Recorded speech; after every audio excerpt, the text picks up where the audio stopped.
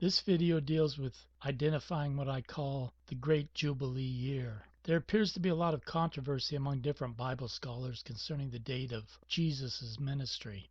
But the Gospel of Luke gives a hard date to begin John the Baptist's ministry, and therefore, using his ministry, we can identify when Jesus began his ministry. Now in the book of Luke, chapter 3, verse 1, it reads, "Now in the 15th year of the reign of Tiberius Caesar, Pontius Pilate being governor of Judea, and Herod being tetrarch of Galilee, and his brother Philip tetrarch of Iturea, and of the region of Trachonitis, and Lysanias the tetrarch of Abilene."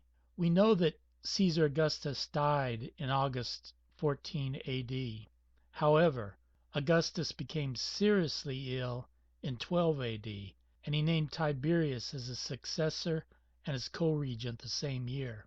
Tiberius was emperor in everything but name only. It makes sense that Luke would begin his date from 12 AD because he actually lived under Tiberius Caesar's reign. It would also align with the secular date of Herod the Great's death in the spring of 4 BC. Jesus would have been born in the fall of 5 BC and would have turned 30 years old in the fall of 26 AD. Thus, John the Baptist would have began his ministry when he turned 30 years old in the spring of 26 AD, and Jesus, who was 6 months younger according to the Bible, would have began his ministry in the fall of 26 AD.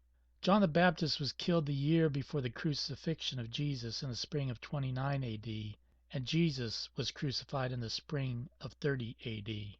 This tells us something extremely important about 30 AD.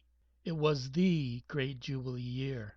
This was the year Jesus died for us and paid all of our sin debt, and thus we are able to receive total forgiveness from God. The Jubilee is mentioned in the Old Testament. In the book of Leviticus, chapter 25, verse 10, it reads, "And ye shall hallow the 50th year, and proclaim liberty throughout all the land, unto all the inhabitants thereof. It shall be a jubilee unto you, and ye shall return every man unto his possession, and ye shall return every man unto his family." Every 50 years was a year of Jubilee, and in the year of Jubilee all our debts are forgiven, including our most important debt, our sin debt to God.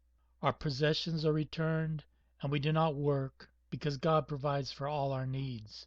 If we know that 30 AD was a Jubilee year, we can count every 50 years and find each Jubilee year afterwards.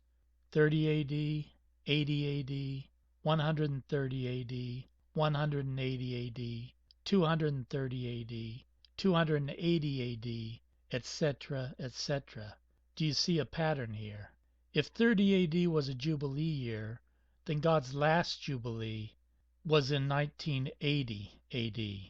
The world's next Jubilee, and I believe the world's final Jubilee, will be in 2030 AD. It will also be exactly 2,000 years from the crucifixion and the resurrection of Jesus Christ.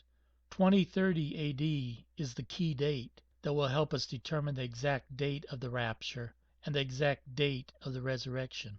Jesus will finally reclaim all that belongs to him. Jesus will finally reclaim his church, and he will finally reclaim the whole world. I explain in detail how I deciphered the dates of the rapture and the resurrection in my free book called Christian Exodus Out of Babylon, which you can request for free at my blog at www.motsog.com.